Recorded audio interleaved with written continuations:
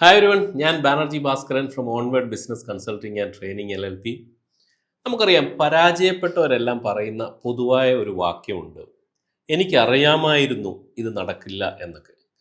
അതുപോലെ വിജയിച്ചവരും പറയുന്ന ഒരു വാചകമാണ്, എനിക്കൊരു വിശ്വാസം ഉണ്ടായിരുന്നു ഇത് നടക്കുമായിരുന്നു എന്ന് എനിക്കറിയാമായിരുന്നു. അപ്പോൾ രണ്ടുപേരും ഏതാണ്ട് ഒന്ന് തന്നെയാണ് പറയുന്നത്. അപ്പോൾ ഇതിന് കാരണം എന്താണ് എന്ന് ചോദിച്ചു കഴിഞ്ഞാൽ, ഇതിന് പ്രധാന കാരണമായി നമ്മൾ കണ്ടെത്തുന്നത് നമ്മളുടെ സബ് കോൺഷ്യസ് മൈൻഡിൻ്റെ പ്രവർത്തനത്തെക്കുറിച്ചാണ്. അപ്പോൾ അതിനെക്കുറിച്ചാണ് ഇന്ന് സംസാരിക്കുന്നത്. നമുക്കറിയാം, നമ്മൾക്ക് conscious mind, sub conscious mind എന്നിങ്ങനെ രണ്ട് മെൻ്റൽ ലൈഫുകളുണ്ട്. അപ്പോൾ ഇതിൽ ഏതാണ്ട് 10% മാത്രമാണ് നമ്മളുടെ കോൺഷ്യസ് മൈൻഡ് എന്ന് പറയുന്നത്. ബാക്കിയുള്ളത് 90%ഓളം നമ്മളുടെ സബ് കോൺഷ്യസ് മൈൻഡാണ്.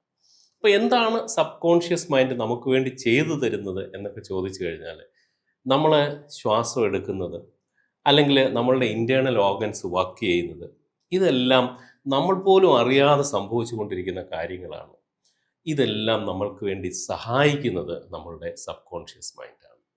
പിന്നെ എങ്ങനെയാണ് നമ്മളുടെ ജീവിതത്തിലെ വിജയത്തിലേക്ക് നമുക്ക് നമ്മുടെ സബ് കോൺഷ്യസ് മൈൻഡ് അല്ലെങ്കിൽ നമ്മളെ സഹായിക്കുന്നത് എന്ന് നോക്കാം.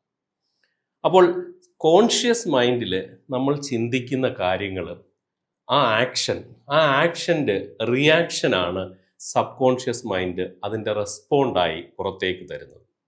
മറ്റൊരു രീതിയിൽ പറഞ്ഞാൽ, സബ് കോൺഷ്യസ് മൈൻഡ് എന്ന് പറയുന്നത് ഒരു സ്പോഞ്ച് പോലെയാണ്. ഈ സ്പോഞ്ചിലേക്ക് നമ്മൾ പാലൊഴിച്ചു കൊടുത്താലും, മഷി ഒഴിച്ചു കൊടുത്താലും, വെള്ളം ഒഴിച്ചു കൊടുത്താലും അത് അബ്സോർബ് ചെയ്യും. അതേ രീതിയിൽ സബ് കോൺഷ്യസ് മൈൻഡിലേക്ക് നമ്മൾ കോൺഷ്യസിലൂടെ എന്ത് ചിന്തിച്ച് നൽകിയാലും അത് അബ്സോർബ് ചെയ്ത് അതിൻ്റെ ഒരു റിസൾട്ട് തരും. ഇനി സബ് കോൺഷ്യസ് മൈൻഡ് മറ്റ് ചില രീതിയിൽ എങ്ങനെയാണ് നിങ്ങളെ ഇൻഫ്ലുവൻസ് ചെയ്യുന്നുള്ള എക്സാമ്പിളുകൾ ഞാൻ പറയാം. നമ്മളൊക്കെ ചെറുപ്പകാലത്ത് ടൂർ പ്രോഗ്രാം പോയിട്ടുണ്ട്, അല്ലേ? 10ൽ പഠിക്കുമ്പോഴും 12ൽ പഠിക്കുമ്പോഴും ഒക്കെ. അപ്പോൾ ഈ ടൂർ പ്രോഗ്രാം പോകുന്ന സമയത്ത്, അല്ലെങ്കിൽ പോകുന്ന ദിവസത്തിൻ്റെ അന്ന് രാവിലെ ആരും വിളിക്കാതെ നമ്മളെല്ലാവരും എഴുന്നേറ്റിട്ടുണ്ട്, അല്ലേ? പരീക്ഷാ ദിവസം അമ്മയും അച്ഛനും ഒക്കെ നമ്മളെ പലതവണ വിളിച്ചാലാണ് നമ്മൾ എഴുന്നേക്കുന്നത്. പക്ഷെ ഈ ഒരു ദിവസം നമ്മൾ ചാടി എഴുന്നേറ്റ് കഴിഞ്ഞു. കാരണം എന്താണ്? നമ്മൾ പലതവണയും, അല്ലേ, വളരെ തീവ്രമായി ആഗ്രഹിച്ച് ആലോചിച്ച് അതിനെ സ്വപ്നം കണ്ടു എന്ത് കൂട്ടുകാരുടെ കൂടെ നമ്മളെ അടിച്ചു പൊളിച്ച് ടൂർ പോകുന്നത്. അപ്പോൾ അതിലേക്ക് അന്ന് രാവിലെ ജനുവരി 25-നാണ് നമ്മൾ പോകുന്നതെങ്കിൽ അന്ന് രാവിലെ നമ്മളുടെ സബ് കോൺഷ്യസ് മൈൻഡ് നമ്മളെ വിളിച്ചുണർത്തുകയാണ്. ഇനി മറ്റൊരു എക്സാമ്പിൾ പറഞ്ഞാൽ, നിങ്ങൾ വീട്ടിലെല്ലാവരും കൂടെ നിങ്ങളൊരു കാർ എടുക്കാൻ തീരുമാനിക്കുന്നു. ആ കാറിൻ്റെ കളർ ഏതാണെന്ന് നമ്മൾ നിശ്ചയിക്കുന്നു, ഏത് ബ്രാൻഡാണെന്ന് ഓഫ് കോഴ്സ് നമ്മൾ തീരുമാനിക്കുന്നു. അതുപോലെയൊക്കെ തീരുമാനങ്ങളായി നമ്മൾ അതിനെക്കുറിച്ച് വളരെയധികം ചർച്ച ചെയ്തു. വീട്ടിലെ കുടുംബാംഗങ്ങൾ എല്ലാവരും ഒരുപോലെ അതിനെ ആഗ്രഹിക്കുന്നു.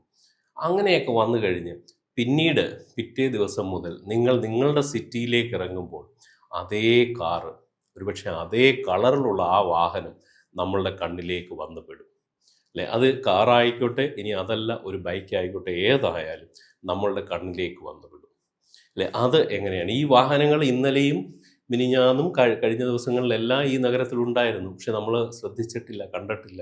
പക്ഷെ ഇപ്പോൾ നമ്മളതിനെക്കുറിച്ച് ആഗ്രഹിക്കാനും ചിന്തിക്കാനും പറയാനും ഒക്കെ തുടങ്ങിക്കഴിഞ്ഞപ്പോൾ നിങ്ങളുടെ സബ് കോൺഷ്യസ് നിങ്ങളെ അതിലേക്ക് എത്തിക്കുന്നു. അതാണ് അവിടെ അത് സബ് കോൺഷ്യസ് മൈൻഡ് നമുക്ക് ചെയ്തു തരുന്നത്.